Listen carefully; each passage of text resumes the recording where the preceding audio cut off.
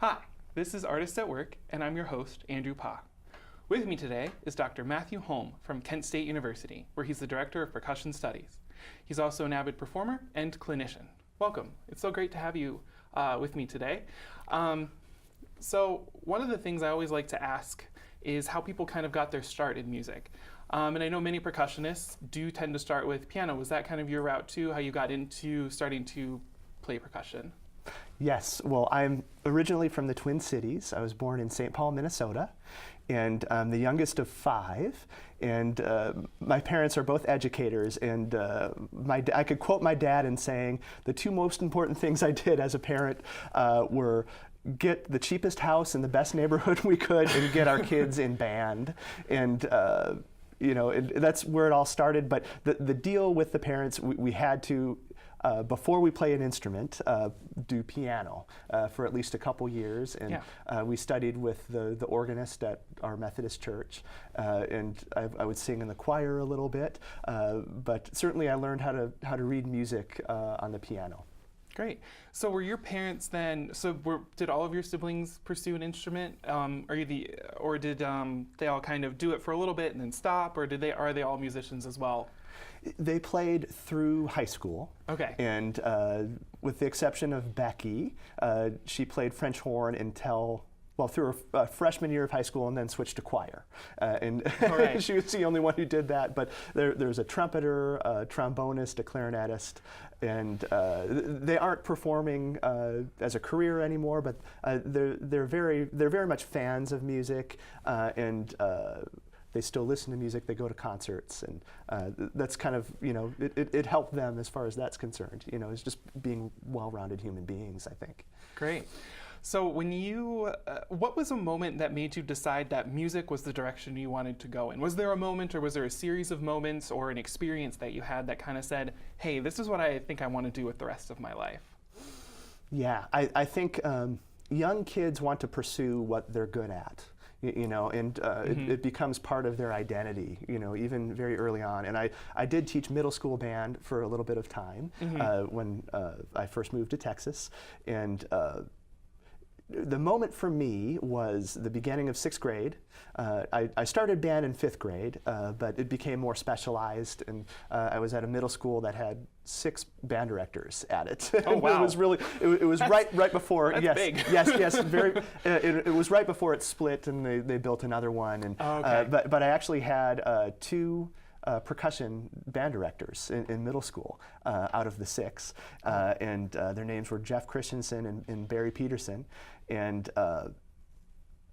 we would be pulled out of some of our courses during the day, and we could take private lessons with them, and it would happen once a week, and that was such an incredible system that was set up in that district.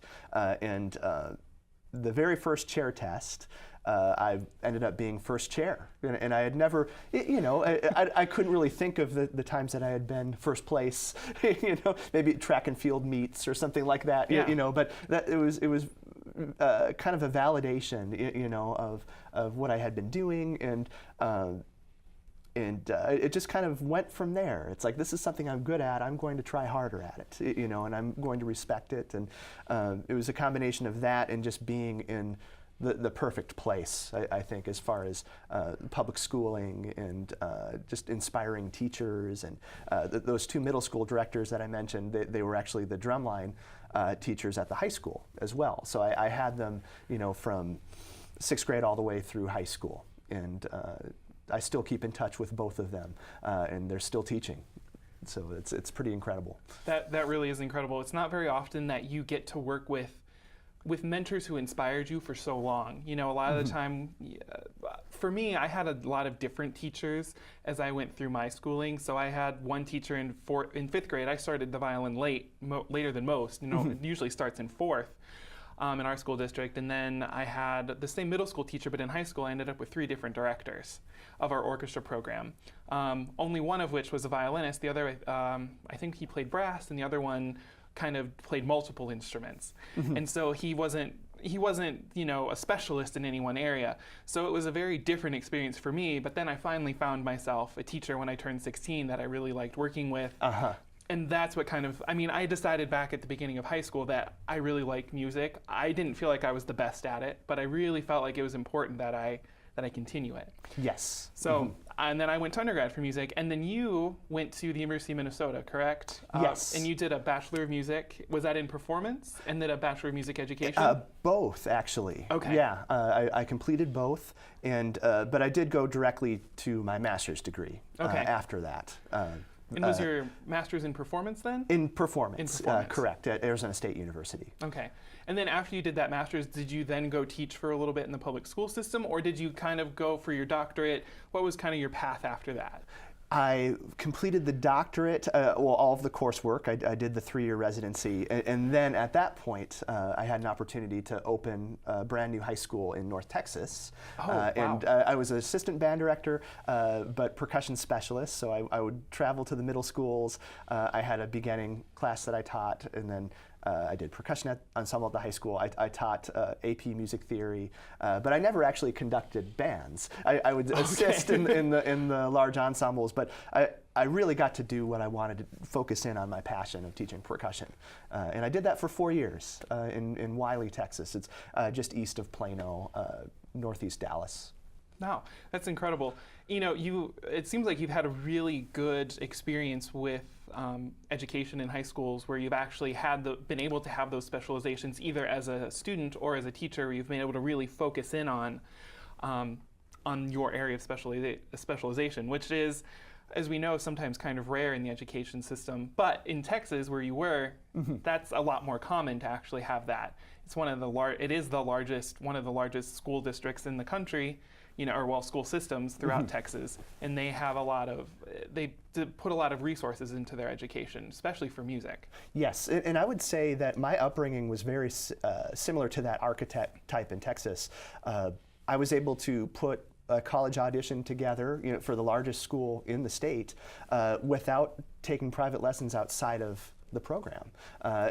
Just with what I had talked about, middle school through high school, we were taken out of an elective course and studied with somebody one-on-one, and these were percussionists and these were specialists, and that was something that I ended up doing when I lived in Texas. And along with my wife Laura, who's also a percussionist, she would teach some of the lessons and eventually all of the lessons when I was in Texas. But the specialization I think is pretty important for percussion in particular. A lot of times we end up getting forgotten in the back, or and we're not as active. We don't play as often. When we do, it's very, very important. But we're left to our own devices a lot of the time. So I think that is very, very important. Yeah. Well, speaking of that, let's go to a clip of you actually performing Transitions for Percussion and Orchestra by Josh Gautry with the Kent State University Orchestra.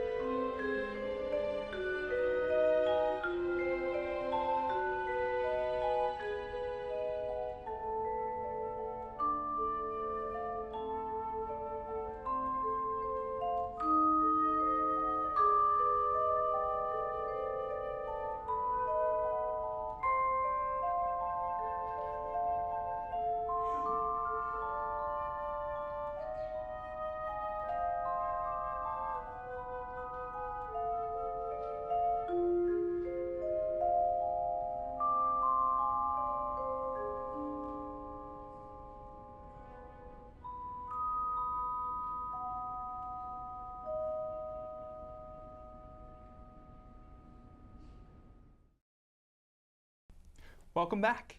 We hope you enjoyed that clip from the Kent State University Orchestra and Dr. Matt Holm performing Transitions by Josh Godfrey. So, in your career as a percussionist, you've done a number of world premieres and worked with living composers. And this was actually a world premiere of the third version of this piece, correct? Transitions. Yes, sir. Yeah. So can you talk a little bit about how that piece has evolved and kind of, have you been a part of it since its first inception to the third, or did you get involved with just that third version? That's an excellent question. I was involved from the very beginning. Josh Godfrey in Arizona is really an important and instrumental figure in percussion and teaching and composing. And he was the Percussive Art Society president for the Arizona chapter when I was there. And he was working on his master's degree in composition at Arizona State University, and that's where I was working on my doctorate at the time. And he's also a percussionist. He studied with Stephen Hemphill at Northern Arizona University. He's a fantastic teacher. And he mainly writes for percussion, and he has made a pretty big name for himself over the last 10 years and in the time since I first worked with him. And he really is one of those great, genuine human beings, you know, that is very easy to work with, and he's just doing everything for the right reasons, artistic reasons. But it started as his master's project for graduation. And I remember getting very early drafts and playing them for him in WB10, which is the large percussion rehearsal room. And I think I started learning it over the summer, right before before his final year of his degree. And we premiered the band version first, and he has a good friend at Northern Illinois University, Dr. Thomas Boo is his name, and I believe he's still there. And his band did a fantastic job putting that together. I think we had 3 rehearsals, and I just flew in there from Arizona and hung out for a little bit, and I stayed at the percussion professor's house who was there, Frank Chappell, and then immediately after that there was a percussion ensemble version, and I think the premiere of that happened maybe 2 weeks after the wind band premiere. And then Dr. Jung Ho Kim, director of orchestras at Kent State, asked me, while I was moving to Kent, I think I checked my email, you know, as we were unloading the truck, and asked if I would be interested in being a soloist at some point during the first semester. And I believe that Dr. Leva helped with that and suggested me as a soloist.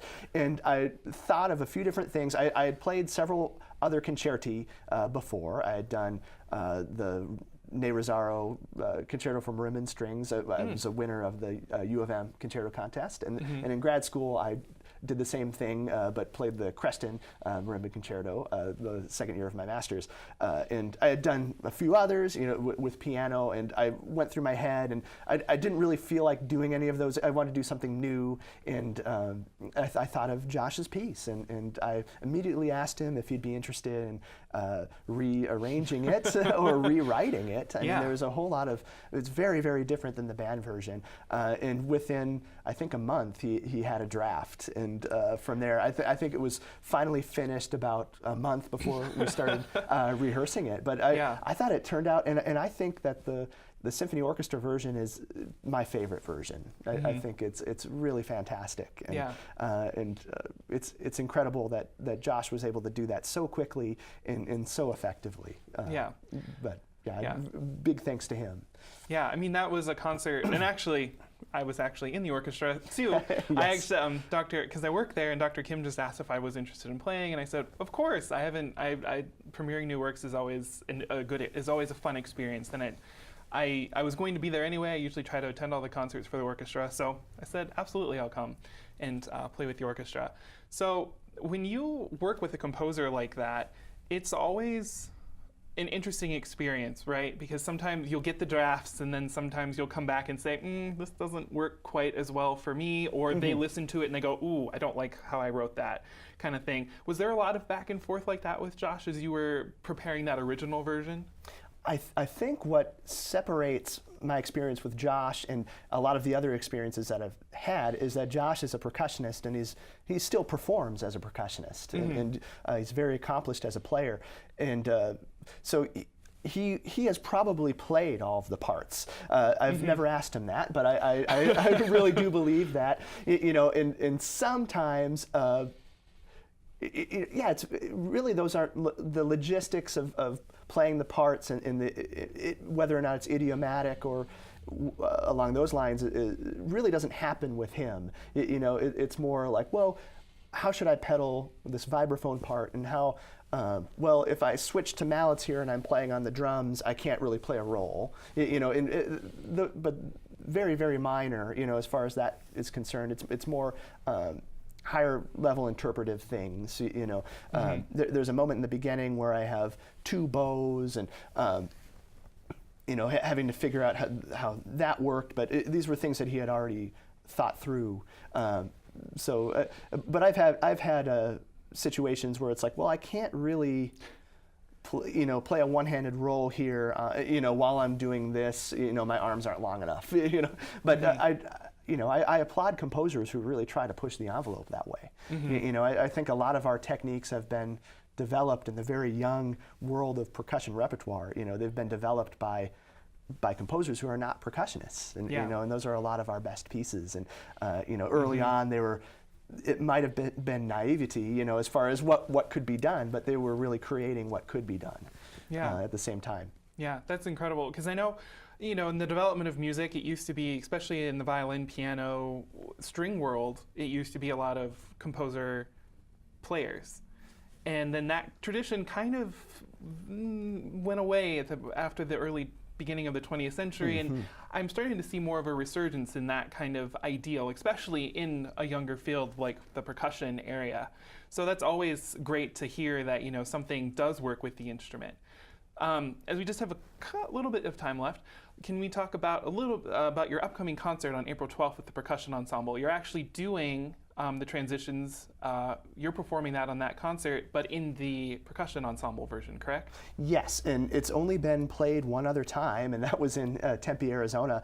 So this will be the Ohio premiere, and we're actually rehearsing it tonight as well. So, the students have been doing a fantastic job. It is not easy, and they're working very, very hard. That's so great. Well, thank you so much for being here. It's been a pleasure talking to you about this. I know it's your first year here too at Kent, so it's really great to be able to catch you right now as you're just getting into your position there and sharing all your great experience. If you would like to catch the percussion ensemble, they're performing on April 12th at 7 p.m. in Ludwig Recital Hall, and Dr. Holm will be performing. Until next time, thank you, everybody.